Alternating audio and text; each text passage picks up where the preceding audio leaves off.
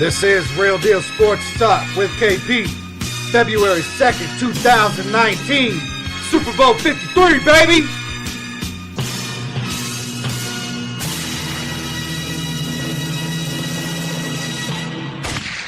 Mr. Green. I'm found to be the nicest. On the mic it with rhyme writing. My mind states gone cipher divine righteous. This is the sound of refinement. Extra time spent on every line written. You can hear the difference when I'm rhyming. The barbarian rap writings like Clash of the Titans. I wield the pen like Poseidon holding the golden triton. On the mic I strike faster than vipers and flashes of bolts of lightning. My poetry will leave the Pope enlightened. Whack rappers is pastime. You paid the Pied Piper as the price just skyrocket. I stand to make a profit. I rap circles and spirals above your favorite artist like an identifiable flying object with balls so far over your head. I'm honest to be rhyming in high orbit. If I dumb the metaphors down, you think the sky was falling. Rappers' arms too short to shadow box with the lords in the pantheon to rap on the high exalted. The new God flow, prepare your offering. I treat the book like the synagogue cause the mic's my calling. I should congregate a following, although agnostic. You felt the flow was God sent, further personifying my Messiah complex. And welcome into Real Deal Sports Talk. It is February 2nd, 2019. We are the Saturday before the Super Bowl. There's a couple of sports stories we're going to talk about, little things that happened throughout the week, some little NBA trades, some rumors, some spiralings out there that we'll talk about. We'll get through those kind of stories. You know, CBS, they got the awards show tonight. I got a big interview today that we're going to share.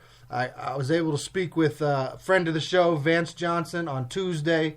He was able to graciously fit Real Deal Sports Talk with KP into his schedule this week with all of the interviews and events and everything he had going on. So thank you very much, Vance, for taking the time out. We'll play that interview today.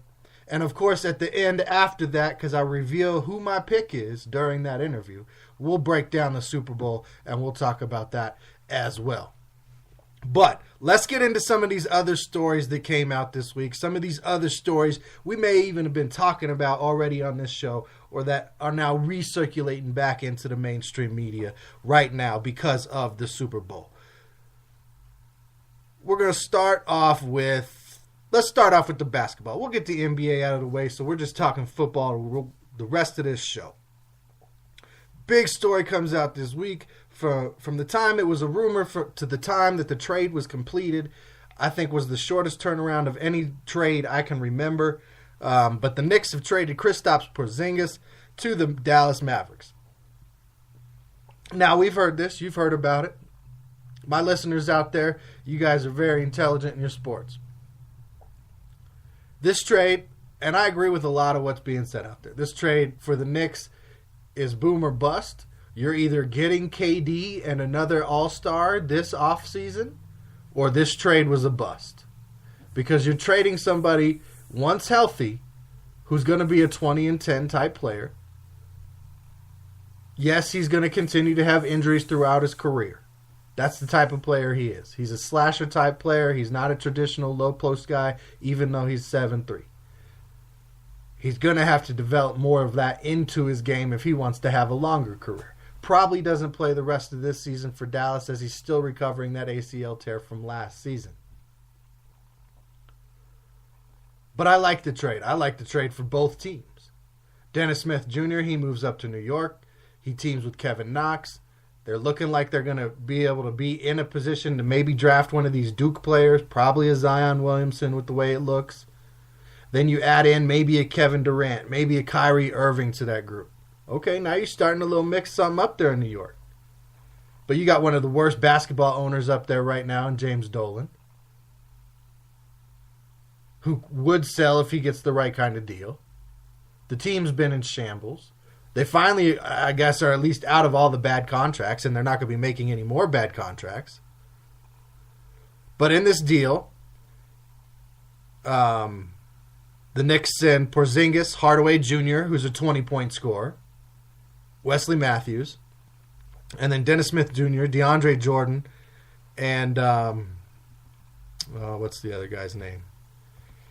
DeAndre Jordan and I think there was another player. Anyway, And there's some draft picks involved as well. Wesley Matthews. No. I can't think of the other guy's name.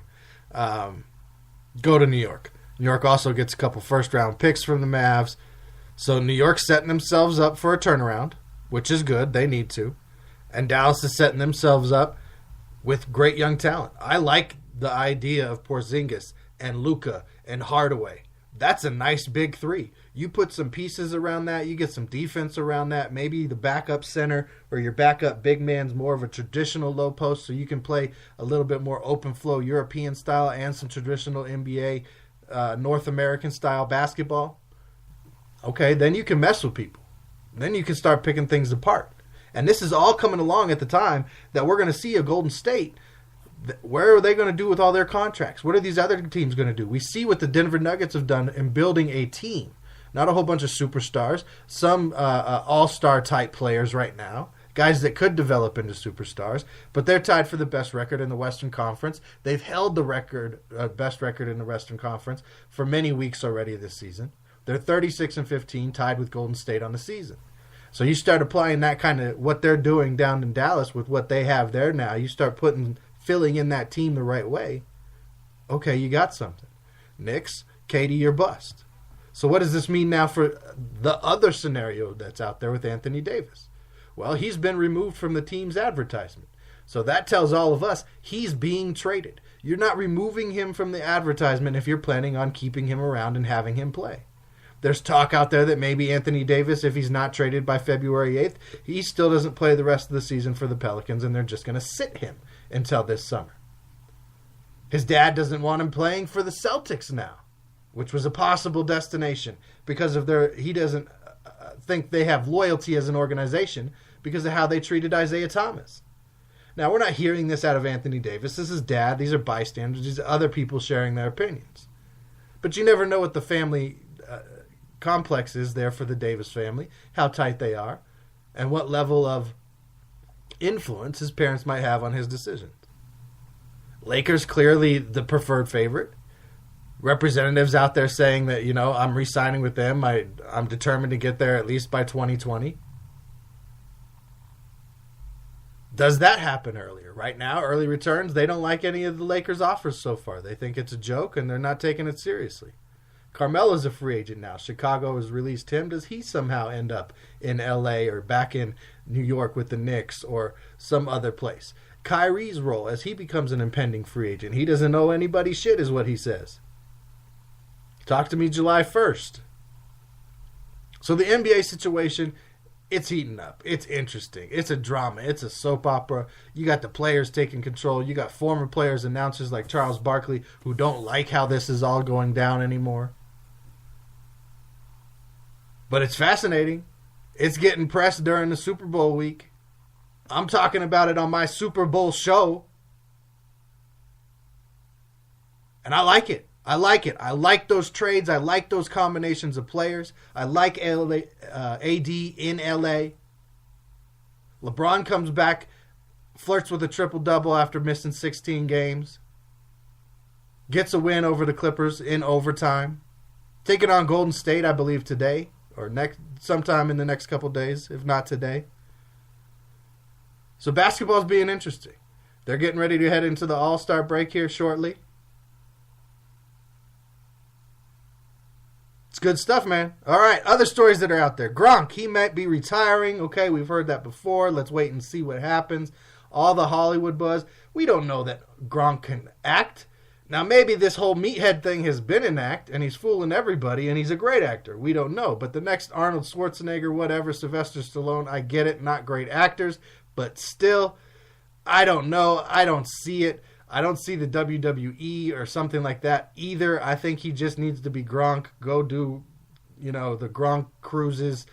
Go continue doing your appearances, and just, maybe disappear at some point if you're not going to be playing football.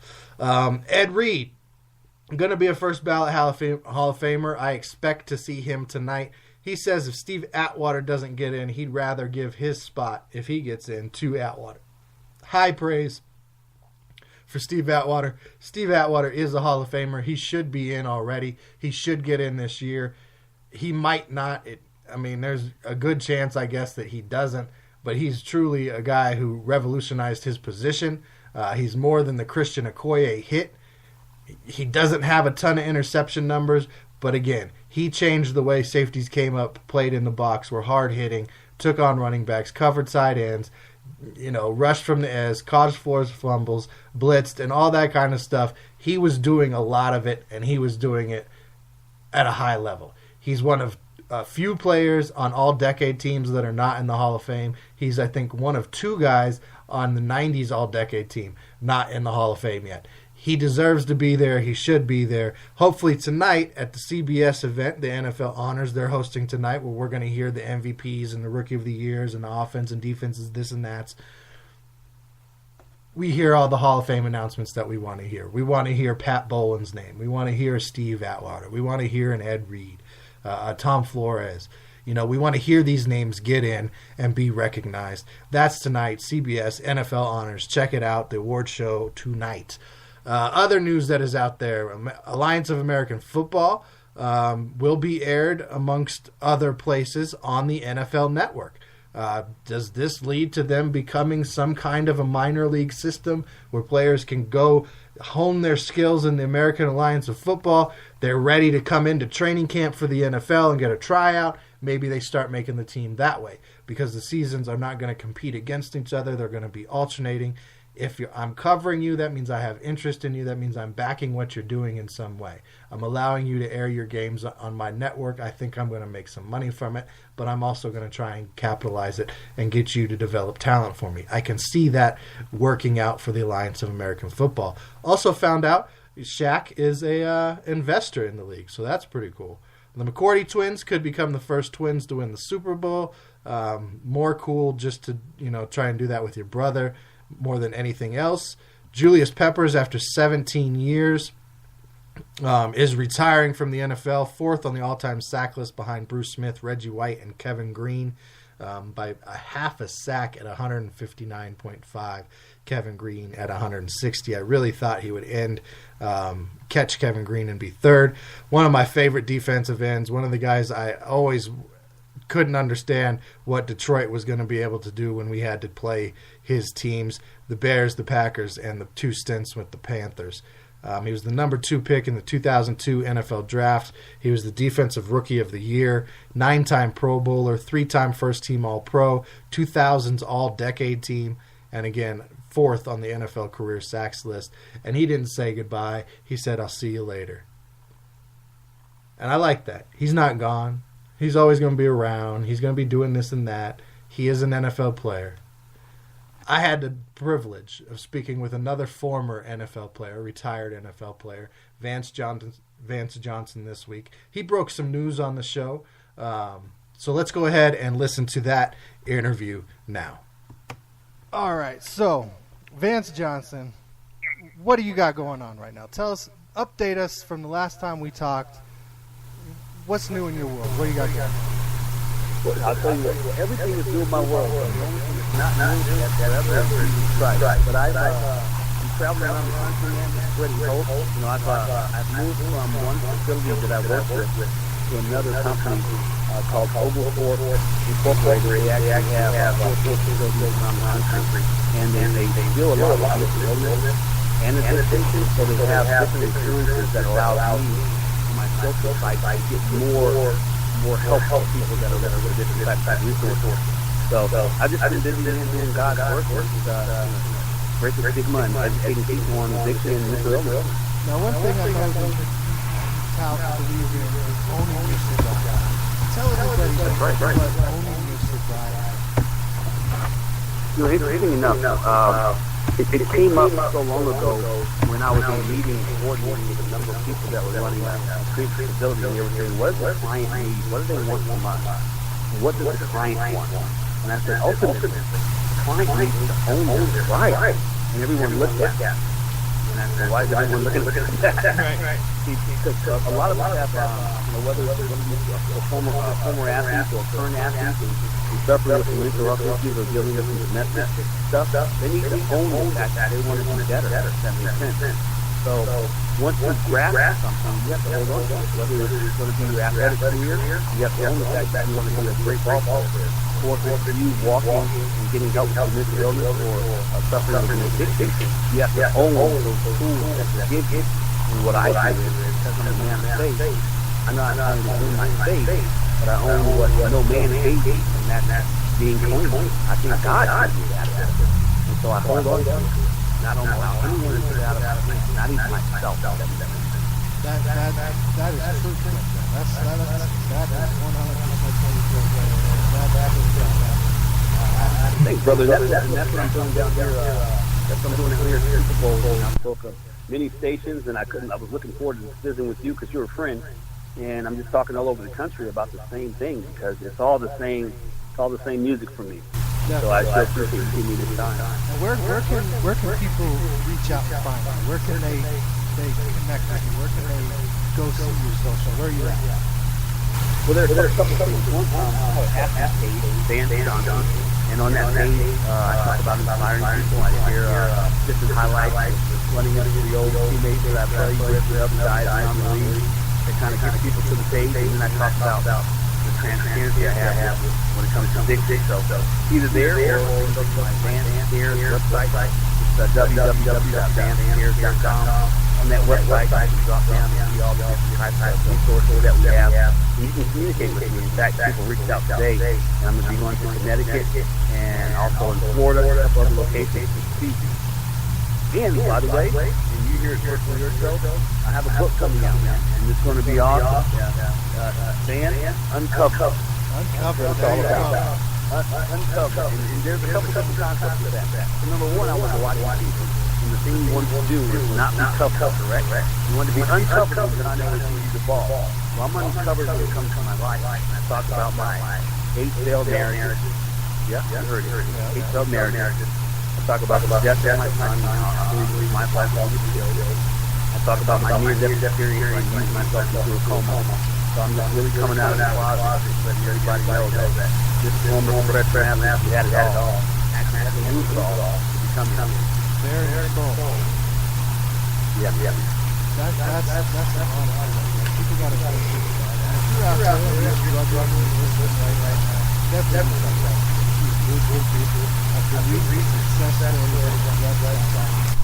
Is there one success story, yours or somebody you've helped, that sticks out more than the other? Well, I was in tears today. I was talking to my book writer, and she was talking about the death of my son. And what was gained from that, it was a huge loss. And I said, there's one gain, it was my why. And there have been hundreds of people over the last 5 years that I've been in their lives, getting them into treatment and interventions and being on the phone with them or following wherever they are. People inspiring them, keep the journey going.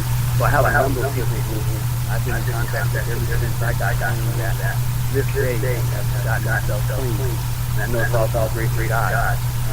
So what's going on, man? I love the show. I'd love to hear about what's going on with the show. So with the show right now, we're going to start moving in a new direction. We're trying to get some video projects going. We're looking at maybe trying to get something going.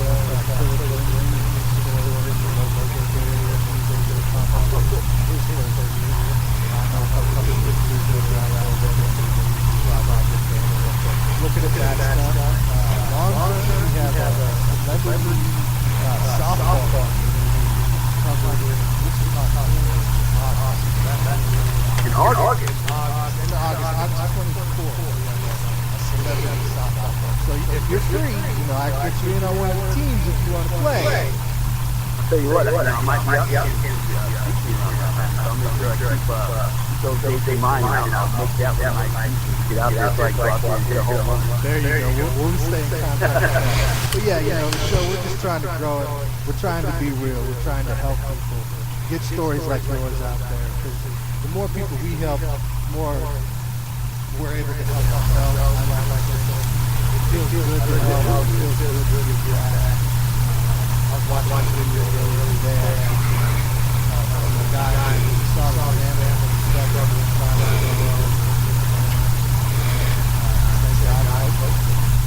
pull over, talk to him, took the money out of the wall,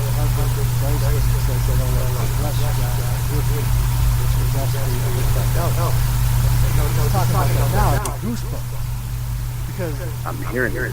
if all of us just were willing to help, give our time like you do, like you are, where can we all be? Not great. You know, brother, you're right. I mean, every day, I want to get more and more and more. I was walking back down the hotel today, and I thought about it. How can I get more of you? I can glorify you. And so, what you're talking about now is exactly that, because that brings you joy. Right. Yeah, definitely. Gives you joy, inspires you to go do that. That's right. So, all right, we talked about that. Now let's talk Super Bowl. Let's talk about the Super Bowl. You were at the Pro Bowl last week, all kinds of events down there. By the way, Vance's event calendar is also on the website. See where you're at, Yeah. things like that. But you've played in multiple Super Bowls. What's your best Super Bowl? My best Super Bowl memory, man, when I was 22 years old, I was a rookie in the NFL. Now, standing there on the sideline in 1986 here in Pasadena, in the Rose Bowl, we were playing against the Giants. All of a sudden, I was 6 years old because all my thoughts when I was a child wasn't to make it that far. And so it didn't make a difference whether we were playing one of the greatest teams the Giants were at the time, just making it that far. And so that's why I think about the young guys who play for the Rams now and how they're so excited about this opportunity. I guess another great moment was touchdown pass. I thought it was 5 catches, 120-something yards, but we ended up losing the game. But the other memory I had though was going back home and just really being empty because I made it to the top, but I was just so empty. That's another story, and that's in the book. But throughout my career, there's great comebacks. Like when I played against obviously the Cleveland Browns at 99.5 yards or so. Playing against the Kansas City Chiefs, and I had to make a touchdown at the end of the game to win. John Elway threw a ball at me when I was covered by Albert Lewis. And so I got lots of years from my career, and I can go on and on. But 10 years, man, I kept racking up those catches, you know? Yeah, definitely. As a receiver, you have to have some thought. You were one of my favorites. Put that out there. What are your thoughts on some of the receivers in the Grand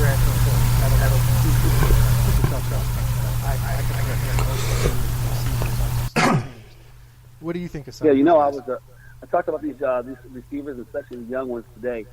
It's not like it was back when I played. You know, it was a little tougher when I played because they were able to be real physical on the defensive side. I had guys like Leslie Hayes grabbing me, throwing me on the ground and trying to stretch my eyeballs out. And now these guys now barely get touched and they're going to throw a flag.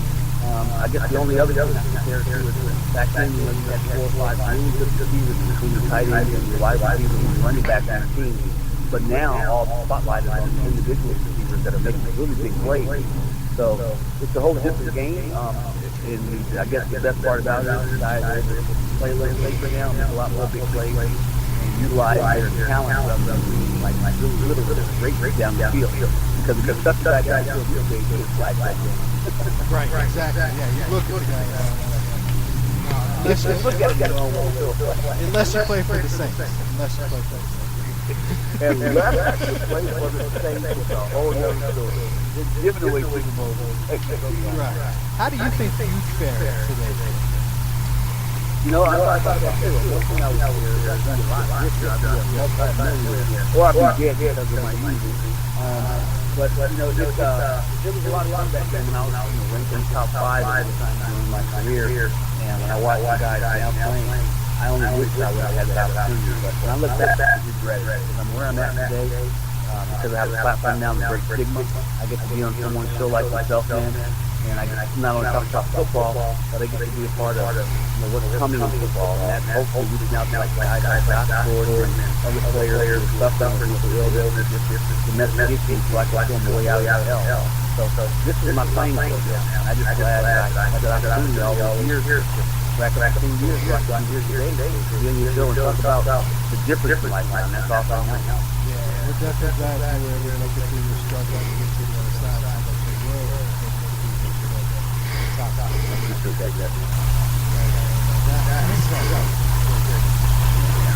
Absolutely. So let me ask you, who's going to win the game, man? Let's put you on the spot. All right, putting me on the spot. I wasn't going to put my prediction out there till Saturday, but because you a friend, taking the Patriots. Belichick. So, you think it's because of experience in that team, or just any experience? So I've been hearing a lot about that Wade Phillips defense. I don't know what I was back. I looked at it at Denver, Buffalo, Dallas, all this stuff. About 3 years, 2-3 years, that defense was just like it was figured out. Anybody's going to figure out a Wade Phillips defense that's been beaten and abused by that. Got it. Okay. So that's where I'm at. Okay. Well, what I'm thinking is Brady needs the big one, and so he's been squeaking it by here lately. Or losing like he did last year. But I think if he starts out hot and he'll be a blowout, and then he's going to win 4 close. It comes down to the end of the game. Marcus is going to have to replay this video with his audio. Then I think his defense is going to show up and stop the guys one time, and that's going to give the Rams a chance to win because those young guys have to reach themselves. So I'm kind of teeter-tottering of the blowout either Patriots or at the end of the game it's close to the Rams. Okay, I like that. Don't get me wrong. Big players on the Rams, Aaron Donald, best defensive players. Love that. Todd Gurley and CJ, they're going to be tough to stop in the end. Sure will. But like I said, Brady's got to get a big one. They've been to Super Bowl every other year. He's a high-flying opponent. Had it down here. Got Sony Michel, your best running back since Corey Greenwood, Curtis Martin. They running back by him. Sony Michel running. He gets 100 yards. Yeah, those guys have a really running back last few games in the playoffs. Big game Sunday. I know you're all over Radio Row. We've got like 10, 12 interviews today. Thank you so much for joining us. Everybody out there listening, VanceCares.com. Check it out. You, loved ones, co-worker, anybody you know, reach out. Let them know you've got the book coming out, Vance Johnson, Uncovered. He's a friend of the show. I'm proud to call him a friend. Vance, thanks for being on. Enjoy the Super Bowl this week. God bless you, man. Love your show. For sure. Have a good night, my friend. All right, again, just a straight honor to have Vance on the show, have him be a friend of the show. Some great stuff there. Can't wait for the book to come out myself. I'm definitely going to read that one. Hopefully I can get him to autograph a copy for me. And yeah, definitely check out the website, VanceCares.com. Read the success stories. If you're not feeling brave enough to reach out right now, or you're not sure if somebody or if you need help, go ahead, reach out, ask the questions. Don't be scared. You can also reach out to us here at the show as well through our website, our text line, our email address, all at the website, realdealsportstalkwithkp.com. Now, just like me and Vance talked about it, I said there in the clip, I am taking the New England Patriots this week. Super Bowl 53 on CBS tomorrow, 6:30 p.m. Eastern Time. LA Rams, New England Patriots. Woo! Let's get it going, baby. It's Super Bowl time. And my team's not even in it, and I'm this excited. Now, I did take New England. Now let's talk about why. We're going to break down a couple little categories that I got my mind thinking as to how I was going to try and pick this game. Okay, the coaching breakdown, right? You've got the Belichick versus McVay matchup. It's really Belichick and Flores versus McVay matchup. You've got the Belichick McDaniels versus Wade Phillips matchup, right? You've got all the experience coming down from the New England side from having all of these Super Bowl appearances. Josh McDaniels been in plenty of Super Bowls. Belichick's now been in 9 Super Bowls. Brady's been in all the Super Bowls. We've heard all the statistics. We know all the records from this week. It does matter. that will come into play. Knowing how to manage your team through a Super Bowl, clock management through a Super Bowl, how to manage the extended halftime period so your guys don't get tight, so they can come out fired up and ready to go. I heard Mike Pritchard talking about it this week when he was at the University of Colorado. And they went into the national championship the first year. And all of a sudden, halftime went from like 10 minutes, go in, grab a slice of orange, get your instructions, come back out, to it being a half an hour. And not knowing what to do. And guys started to get tight. And guys started to lose that adrenaline. And then the next year when they went back, they knew, okay, let's just chill for a little bit. Then we'll do our normal routine at the end. We'll get our instructions, our orange slice, get back out there, and we'll be pumped up, ready to go and focused. So they watched the Sugar Bowl for part of halftime, took the pads off, and just relaxed. Knowing how to do those things is not going to be something that Sean McVay knows how to do. Now, Wade Phillips has been there, so can he draw from that experience? I think New England, because of Belichick's overwhelming experience, have the advantage in the coaching department. Sean McVay is a genius offensive mind. He has changed the way the NFL is thinking about their coaches. He's making other teams panic in their coaching hires. And it's fun to watch him and his team go.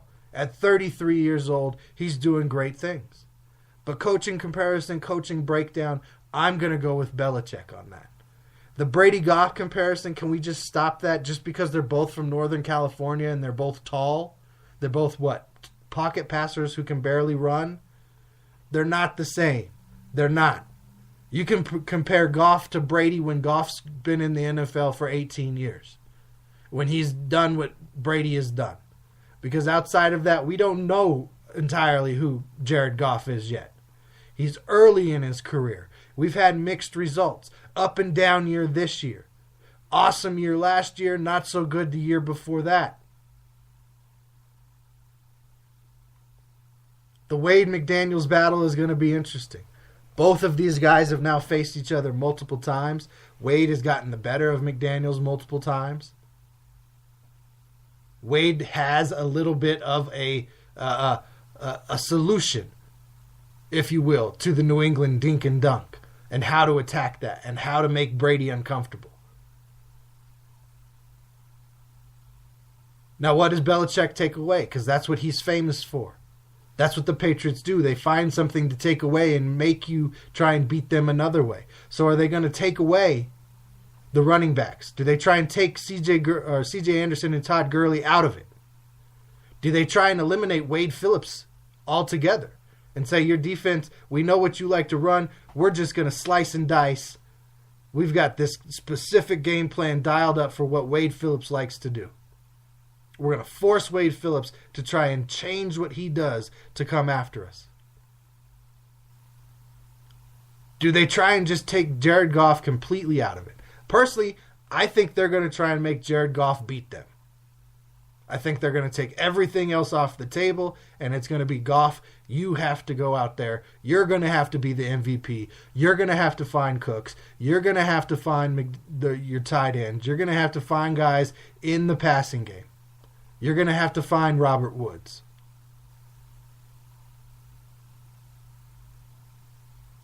I've got this game being just like the New England Kansas City games. They're going to be high points. It's going to be close at the end. I could sit here right now and make an argument easily for why the Rams are going to win this game. And it's not going to be the argument of, oh, I live in Broncos country, so I'm automatically not going to root for the Patriots or pick the Patriots. In fact, that's another thing. Let me tangent real quick off that word root. If you're a fan, I'm a fan of the Lions. That's the team I root for. People ask me all the time, hey, KP, who are you rooting for in the Super Bowl? I said I root for the Lions. I'm picking the Patriots. And that's true. If you're a fan, you're not rooting for somebody else. You might pick somebody else, but you're not rooting for them.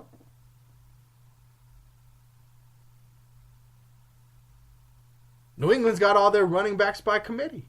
That's going to be that's going to be a problem for this Rams defense.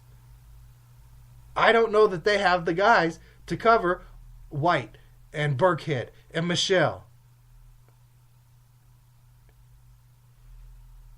New England is set up to slice and dice just like they did against Kansas City, against this LA Rams defense. That has Sue, that has Donald.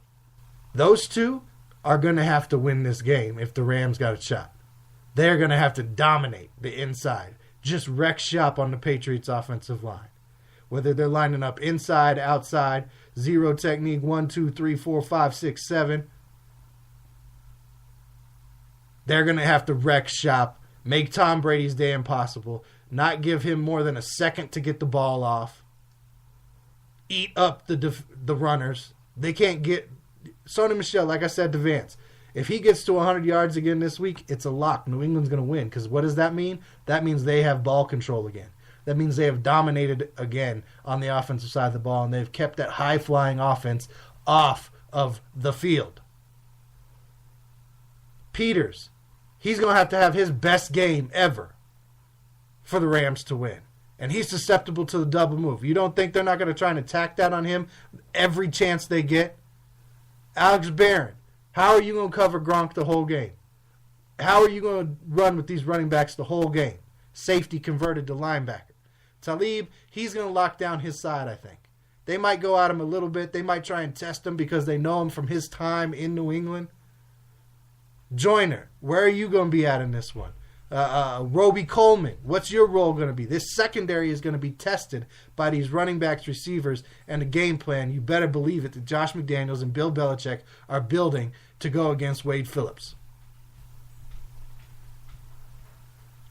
They're going to have to be able to get on them, stay on them, pressure them without committing penalties, without getting holding calls, without giving them first downs. Can't give them any space. Tom Brady, they have been picking people apart.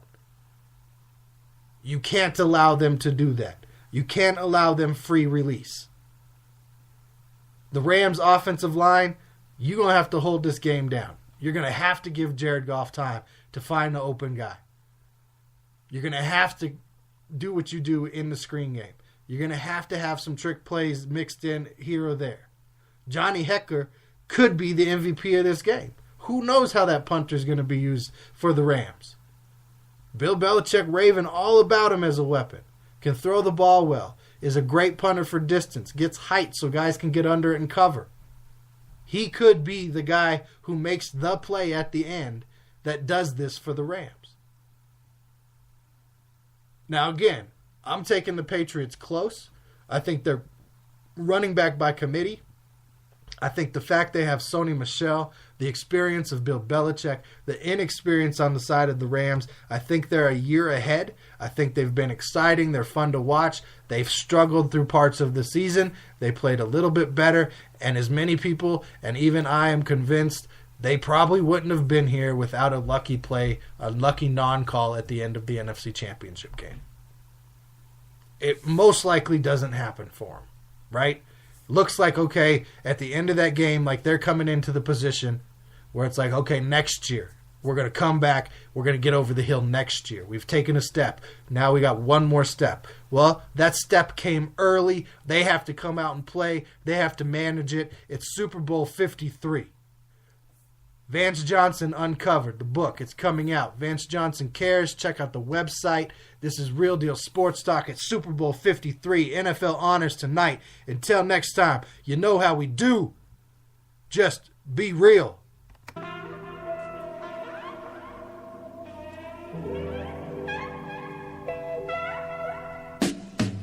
Yo, Denver City life, living every night, getting it. All I see is green like it's night vision. My sight's different. My type driven. These niggas risking a life sentence over white flipping, but I ain't with it. I'm light skinned. My mind gifted, intelligence in my disposition, aristocratic image, and not to mention I'm nice with it. The ice drip over cardigan sweaters, tight fitting, white linen. This is the type of shit that entice women. The fly shit that I'm on is passing the sky's limits. Why it's not surprising to see that all of these guys living. Solemnly swear the rhyme is squeezing with the time I give them. My mind flying, define physics. I stay smooth like sipping out of champagne flutes. Always way cool, but it ain't a thing, just the flame cruise. You lame dudes, this that shit that you can't do. That's why you main boo steady watching me how I make moves. City life got me way above the clouds. Paint the audience a picture every time I draw a crowd. I hold my weight with these bars, so make no mistake. I get to cooking like Chef Curry and Golden State. I'm motivated, I'm taking off moving vertically. Saying anything they were seeing me lately, that's absurd to me. Virtually murdering MCs on purpose, cutting their body parts into pieces is verbal surgery. You say you hot, but you ain't burning to the third degree. Time to bring some urgency in the state of emergency. There's no comparison to us, that's way embarrassing. I'm making something from nothing like ancient Native Americans. Man, listen, I'm undergoing a transition. My transmissions are filled with nothing but ambition. No remorse on these rappers like a Roman force. Snuck into the game on these suckers inside the Trojan horse.